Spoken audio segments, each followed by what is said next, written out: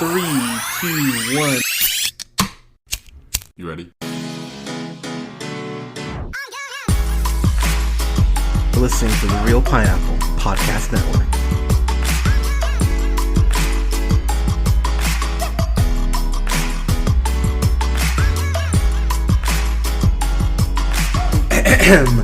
Good evening, everybody. Thank you so much for listening. This is the Real Pineapple, and this is your homeboy host, Hunter. Hope you guys are having a great Sunday. I guess it'll be Monday by the time you listen to this, but so I've got a quick review here for Toy Story 4. So I'm going to do something kind of rare because this movie has so much going on, and this is, in theory, the last Toy Story movie that Pixar's going to do. So I'm going to go full spoilers per usual, but I'm going to kind of Tarantino this. I'm going to give you the end of the review now, give you our grade, so if you don't want any spoilers, you can know at least, hey, this is what Hunter thinks, and you can go in knowing that it's good or bad or what have you. So, okay, so here's the rating, and I'll tell you when I'm about to jump into spoilers, but just so you guys have it. So, my rating for this, that was the other thing. So, since this is a kid's movie, I'm going to refrain very hard from not cursing, because God help you if your kids listen to this, but just in case, so I'm going to attempt to make this very cuss-free for one review only. So, the review, my grade for this is a fan flippintastic. There you go. There you go. This I actually like more than the third one, and it does give a great sense of finality to the Toy Story franchise. So, fan flippintastic. You can go in this knowing that it doesn't suck and that it's wonderful and that all the things you love about the Toy Story movies are there. So, okay, now that that's out of the way, so to get into the plot of this, I went ahead and actually went through over the last couple weeks and went through and I rewatched the Toy Story movies, which I hadn't seen them all in a while. I hadn't seen the first one probably about 7 years, and I hadn't seen the second one probably in about 4, and then the third one really since it came out. So it's been a while. So going through watching the first 3, I would say if I were to rate them, I'd probably go 2, 3, 1. I still think Toy Story 2 out of the first 3 is the best one. That's where you have Kelsey Grammer's Stinky Pete, who's just a real jerk, and you get introduced to Jessie and Bullseye in the second one, who are still 2 of my absolute favorite characters. So, and you do get a decent amount of them in this one. So, the movie starts off with Woody, played by Tom Hanks, who, can we just talk about how great of a voice actor Tom Hanks is? I think this is really the only voice acting he does. But him as Woody, he is just great in these movies. And I'm going to compare Woody to Captain America here in just a moment. So stick with me here. But the movie starts off about 9 years ago with Woody and Bo Peep trying to go ahead and save RC. Who it's raining at Andy's house, and RC's stuck in kind of like a storm drain. Or like a mudslide on the side of the house, and so they have this mission to go ahead and save RC. So they use the Barrel Monkeys. Buzz is there, kind of directing traffic with Woody, and basically Bo Peep and her sheep. Say that 3 times fast. They go ahead and they help Woody in saving RC, but Bo Peep at the time isn't really feeling like Andy's toy. She's not being played with like the other toys are. So she actually ends up leaving, and it's a pretty emotional scene because it is that point where maybe for the first time in the franchise we feel like Woody has an out with Andy, and that kind of ties back to my whole Captain America comparison, where Woody's greatest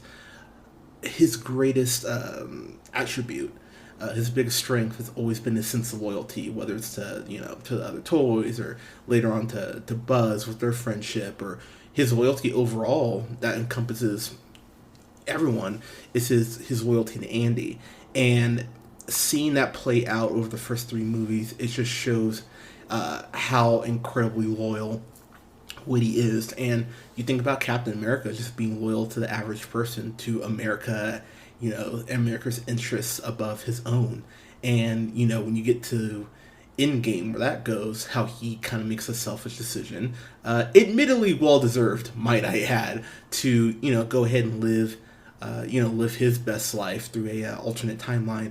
That kind of follows the same thing here, because once the movie opens up, I went and saw this with my with Leia per usual.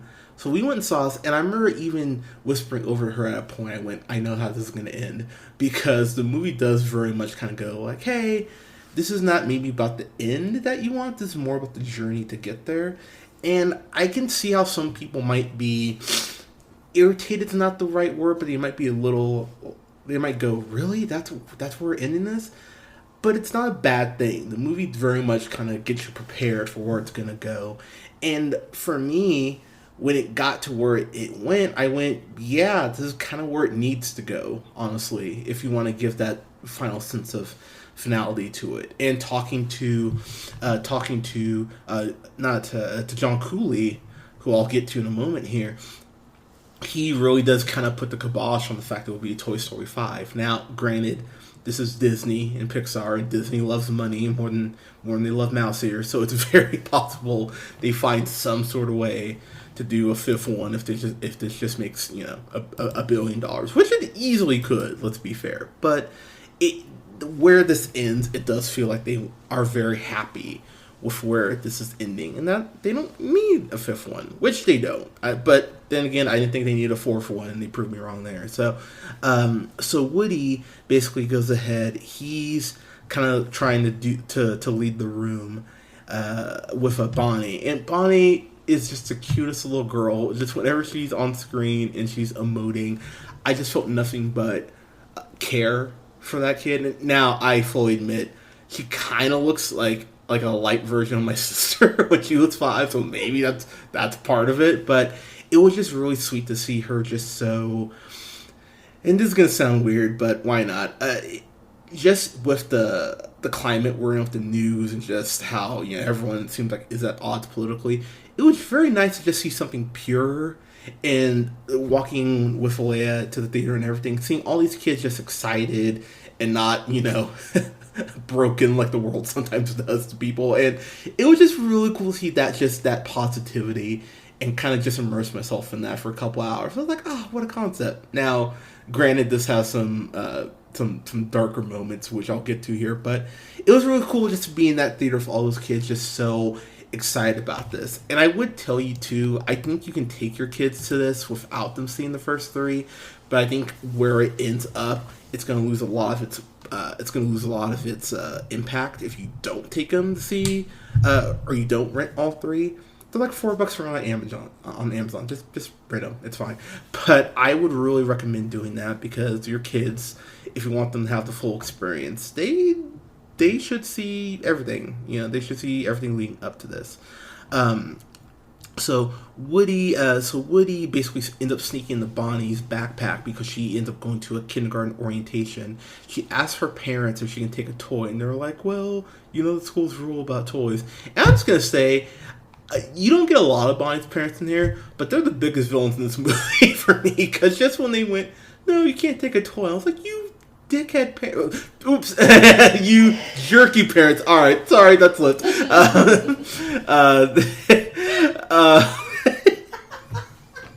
I was trying so hard. All right, that's my one. But you terrible, but that's away in the background, by the way. But you can just hear like these terrible parents of just depriving their kid of feeling comfortable going to this brand new place where she doesn't know anyone.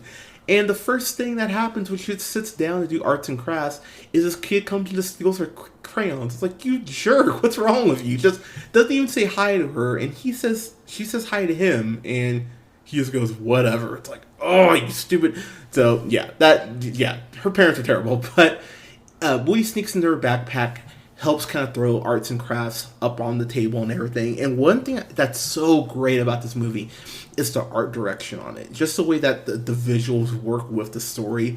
And while there's a lot of dialogue in this, the movie does such a good job of having just the visuals tell the story.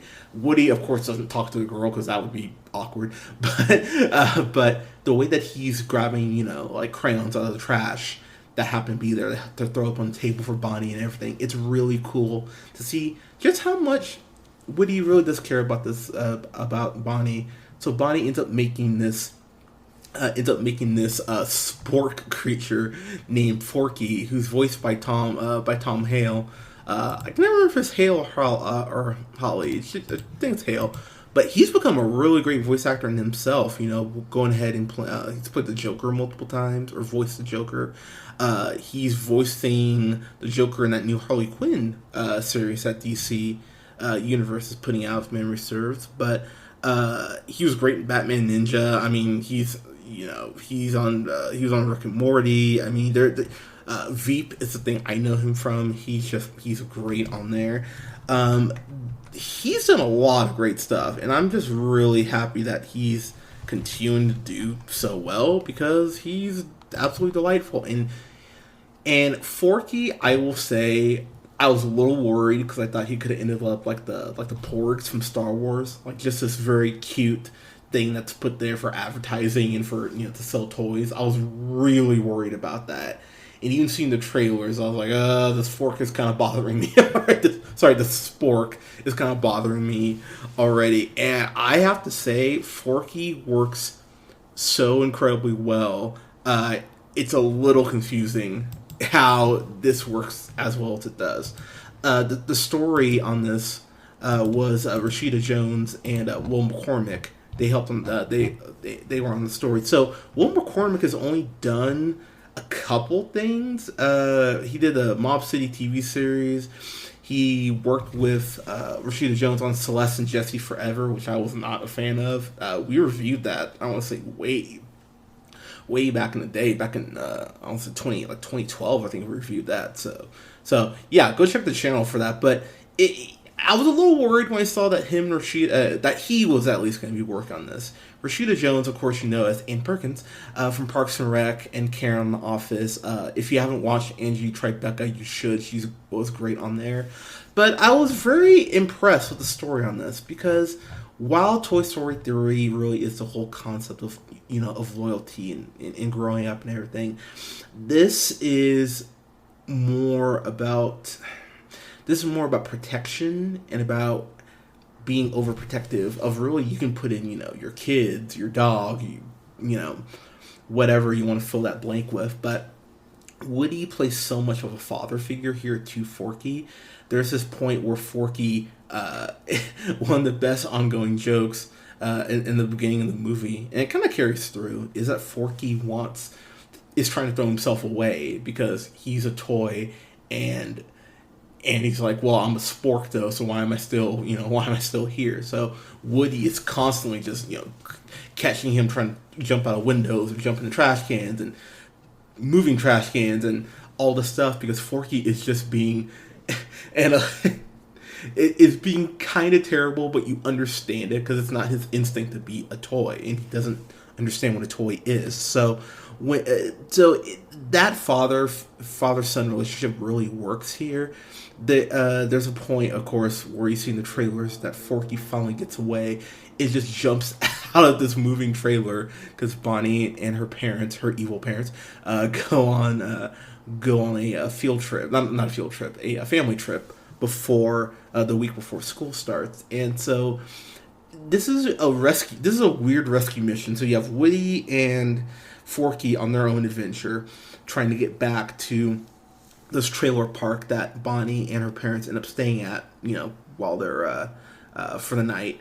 And then you have Buzz, Jesse, Slink, Mr. Potato Head, Ham, and the rest of the toy crew trying to find Woody and Forky. And so you don't get a lot of scenes with Buzz and Woody, which, if there is a complaint, and this is admittedly me stretching a little bit, that would kind of be my one.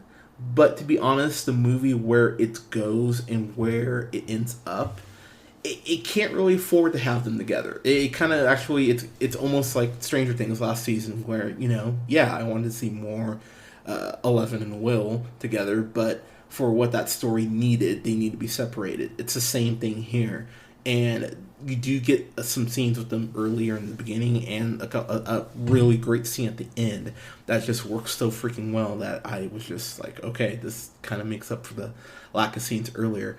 But Woody and Forky's relationship is really fun. You get to see Bo Peep again, which they explain.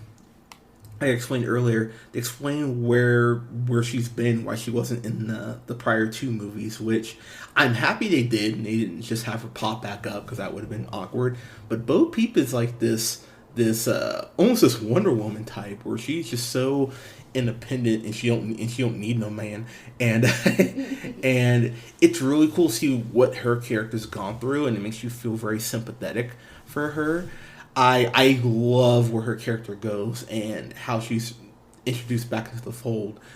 She one of the jokes are with her sheep, whose names I can't remember. I feel like Woody right now, but the sheep are probably the most awesome they've been in all the movies as well.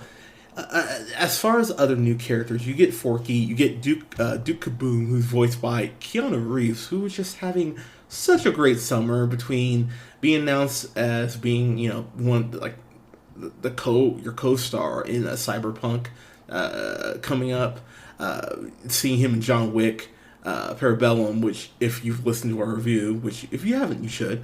I just love that movie. I love John Wick movies, and seeing him as a Canadian Evel Knievel, he was perfect in the role. His whole intro is him just posing and talking while he's posing, and I was laughing so hard I couldn't believe it. This is probably the second funniest movie of the year for me, behind Booksmart, which, if Booksmart is just, it's wonderful, but the humor on this really does update with its audience. This movie does assume that, you started as a kid when the first Toy Story came out, and you've grown up with these, with these movies. So, the humor, there are a couple adult jokes here. There's a couple Kubrick references where I was like, oh, that's alright, that's cool. I won't complain about that. It's crazy to think that Toy Story, the original, released in 95, so that wouldn't put me at, I would have been 8 at the time, which, wow, God, that's crazy to think about, and they're still making these. It's really cool how the humor, it does push the envelope a little bit. There's a couple adult jokes that will fly over your kids' heads, obviously, but that adults will go like, okay, that was funny. Talking about the villain in this, they do something very interesting with the villain, who's voiced by Christina, my future ex-wife Hendricks. She plays Gabby, and if you've listened to the podcast for any amount of time, you know that I hate clowns. Clowns are my least favorite thing in the world, which is why the only review on this channel that has not featured me, something I've seen, is It, because I refuse to see that movie. Won't be seeing Chapter 2, by the way. We will review it, but I won't watch it. And marionettes are a close second. Mimes are really close there behind that. The silence is just weird. And Gabby is who Christina Hendricks voices, and she has this pretty tragic backstory to her, and the way she connects with Woody is really interesting, because yeah, she's the quote villain unquote, but she's not like lots of hugs in Toy Story 3 where you're just like, God, someone just needs to kick that bear into a furnace. I never felt the anger that I felt for Stinky Pete or lots of hugs that I did for Gabby. Gabby's way more sympathetic, and I won't spoil kind of what her whole deal is and why she's so she needs Woody, but she's why she needs Woody, but if you're a kid, you won't get that joke, but it's really interesting where her arc goes, and the sympathy I felt for this marionette doll, which was really pretty impressive, all things considered. Also, she has this kind of mini army of marionette. Like, they look like Slappy from Goosebumps, and they are just the creepiest freaking dolls in the world. And there's about four or five jump scares with them that will get you, and the first two or three I was like, the fourth one I saw coming, but poor Leia, she definitely grabbed my hand. She was like, our theater, there's a guy right behind me who I swear jumped at least a foot out of his chair. He was like, so the jump scares definitely got some people, but but just so you know, they are there. The last couple characters I do want to touch on, and I know people complain about this, but Mr. Potato Head is in it, voiced, of course, by Don Rickles. Unfortunately, Don Rickles has passed. Rest in peace to one of the best comics ever. So, of course, he couldn't do, like, they kind of used some archived voice recordings from him. He's got maybe 3 or 4 lines, but it was just cool to see Mr. Potato Head in the movie, period. Because they could have very easily just kind of gone like, well, what are you going to do? But I'm really happy they kept Mr. Potato Head in here. So the last couple characters I want to talk about are Ducky and Bunny, who are voiced by Key and Peele, respectively. They had me laughing so hard I was crying. There's this whole sequence where Forky gets captured by the marionettes, and so Woody, Buzz, Bo Peep, and Ducky and Bunny go back into this antique store to save Forky, and they have this whole sequence. Oh, and Duke Caboom, pardon me. So they have this whole sequence about what they'll do to the old lady to get the key that they need, and that sequence alone, I could not give breath in. I was laughing so hard. I'm like, this is absolutely brilliant. How is this so funny? And they keep going back to them whenever they need a laugh. I mean, the whole movie is funny because, it's Pixar. Why wouldn't it be? But whenever they went back to Ducky and Bunny in particular, I was just rolling. And they actually end up being pretty important characters down the road, which I went, oh, okay, that's actually really cool. The ending to this movie. I cried a couple times. I cried at the beginning because, with the whole Bo Peep, her explanation about what happened with her. It does this really cool spin where it goes from like Andy as a kid to him being older, and there's a point where Andy has Woody in his hands. He's kind of spinning him like an airplane, and when Andy's shoulder passes, the Toy Story logo came in. It was just such a beautiful transition. I was like, oh wow, that was really impressive. I mean, just a very subtle thing, but I appreciate visual stuff like that. The reason I gave it the rating I did, as I wrap up here, I was sitting here and I've been thinking on the movie, which is why I didn't record it yesterday afternoon when I got home from watching it. I was really sitting here thinking, is there a complaint I have? And really the only one is that I just don't have more scenes with Buzz and Woody. But that's such a minor... That's me almost looking for something to complain about, because I just found myself so genuinely happy watching this movie, and leaving the theater just impressed and really inspired, to be completely honest. John Cooley is a first-time director. This is his first his director's debut. He went ahead and he was a screenwriter on Inside Out, which of course he was, and I give him a lot of credit for stepping in, handling a franchise that has so much merit and so much clout like Toy Story does, and just being so willing to obviously go ahead and give people clearly what they wanted, but to really have this vision that he did, and everyone who worked on this did such a great job. Obviously, even though Rashida Jones and Will McCormick went through the whole process, I want to give a shout out here to Andrew Stanton, John Cooley, of course, Valerie LaPointe, I'll say, Rashida Jones, Will McCormick, Martin Haynes, Stephanie Folsom, and it was Andrew Stanton and Stephanie Folsom who did the screenplay on it, and they knew how to just where to put jokes in, where to put in the emotional beats.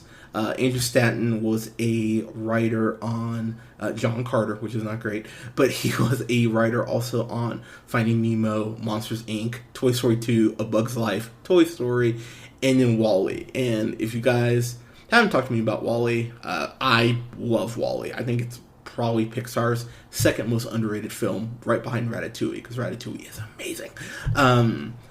And he also worked on Finding Dory. Same thing with Stephanie Folsom. So she worked on the Actually, this is her first screenplay credit. Oh my god, good for her. Shoot. So there's so much here to admire, and like I said, if I'm picking at straws, the witty buzz thing, their dynamic not being explored more in scenes kind of is not great or ideal for what I would have wanted. And then the only other complaint, because I have heard this, is that some people are kind of going, well, it's a spork, how's it alive? And my whole thing I'd say that is, why do you care? It's a movie about talking toys. Is that really where the line is being drawn for you? I just, okay, we're 4 movies in, just accept that this is how it is. You know, it'd be different if these movies were bad, but they're so great. If that's the one complaint you can pull, I think Pixar's doing pretty well. So, just wrapping up here, guys. Again, it's a fan flip-tastic for me. I will say, too, just in closing, I know I'm in the minority, well, always, but I know I'm in the minority for people who don't like Frozen. I'm seeing this trailer for Frozen 2 because Disney's just hammering it home that it's coming out here in the next couple months. I could not care less about Frozen 2. Like, we'll review it, and I'll watch the first one again before, because I haven't seen it since it first came out.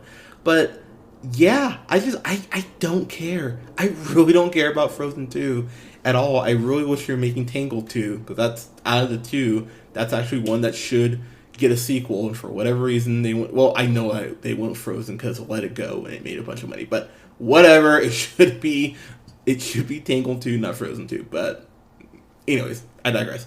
So, yeah, Toy Story 4, this is one of the best set of films that's ever been made. I mean, it's up there with the Captain America movies for me, with the Planet of the Apes reboot movies, with the Back to the Future films, the Indiana Jones films, heck, the Blade Runner films, the Mad Max films. It's up there in that upper echelon of just things that are so great. It's just really impressive that they haven't screwed one of these up. So props to Pixar. They know what they're doing. So yeah, this is a fan flip-tastic.